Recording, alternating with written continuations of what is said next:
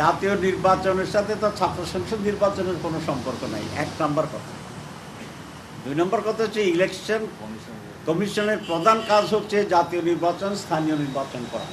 কোন জায়গায় সাংবাদিকদের নির্বাচন হচ্ছে, কোন জায়গায় লয়ারদের নির্বাচন হচ্ছে, কোন জায়গায় বিজনেস ফার্ম হচ্ছে, কোন জায়গায় গ্রামের সমিতি নির্বাচন হচ্ছে, এগুলার এখতিয়ার কিন্তু ইলেকশন কমিশন না। ইলেকশন কমিশন অন্যায়ভাবে এবং ক্ষমতা বহির্ভূতভাবে শাহজালাল ইউনিভার্সিটি নির্বাচনকে একবার স্থগিত করেছিল। এই অপরাধে সে দুষ্ট এবং এটার কারণে আজকে ছাত্রদল ওখানে গিয়ে অবস্থান গ্রহণ করার জন্য এই সাহসটা পেয়েছে। তা আপনারাই বলুন, একটা ইউনিভার্সিটির নির্বাচন হবে, ইউনিভার্সিটি আছে, তার আলাদা আইন আছে, তার আলাদা আইন আছে, তার মেকানিজম আছে। কয়েকদিন আগে জগন্নাথ নির্বাচন হয়েছে, যদিও চেষ্টা করেছিল ডিস্টার্ব করার জন্য স্বাধীন প্রতিষ্ঠান। আমরা তো ইলেকশন চাই, বন্ধ করার আন্দোলন, এটা আমাদের ক্ষেত্রে পিকুলিয়ার মনে হইতেছে। অধিকাংশ জায়গায় তো ছাত্ররা এটাই চায় যে ইলেকশন দিচ্ছেন না কেন, এটা কেন করছে, এটা কি আপনারা বুঝছেন না বুঝেন নাই? বুঝলেও বলবেন, আপনারা বুঝেন নাই, তাহলে আমি একটু বুঝাই দিই।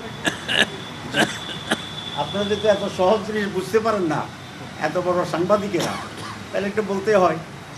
এটার কারণ হচ্ছে ডাকসুর পরাজয়, এটার কারণ হচ্ছে চাকসুর পরাজয়, এটার কারণ হচ্ছে রাকসুর পরাজয়,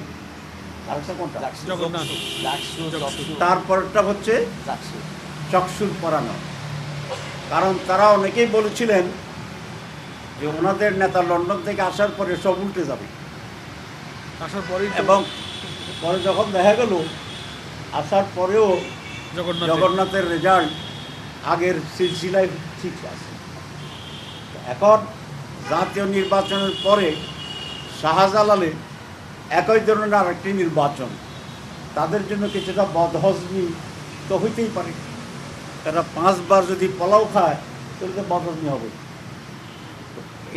তারা এটা চান না জাতির কাছে আরেকবার পরিষ্কার করতে যে শুধু ডাকসু জাকসু রাকসু জকসু নয়, সিলেটের লোকেরাও, ইউনিভার্সিটির লোকেরাও ওনাদেরকে ভোট দিবেন না।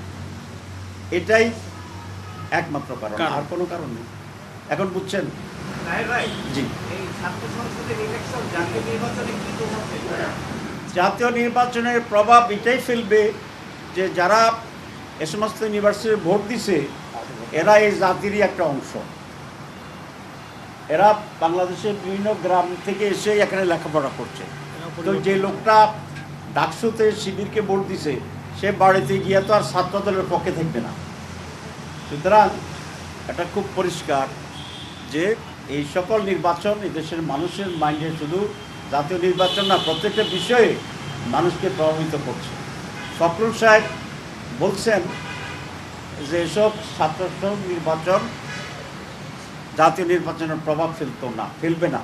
যদি এই সবগুলোতে ছাত্রদল জিতত তাহলে উনি কিন্তু বলতেন এই 5টি জায়গাতে এটা প্রমাণ হচ্ছে জামাত ইসলামীকে চায় না। যেহেতু জামাত ইসলামী ছাত্ররা জিতে গেছে এই জন্য উনি বলছেন যে এটা কোনো প্রভাব পড়বে না।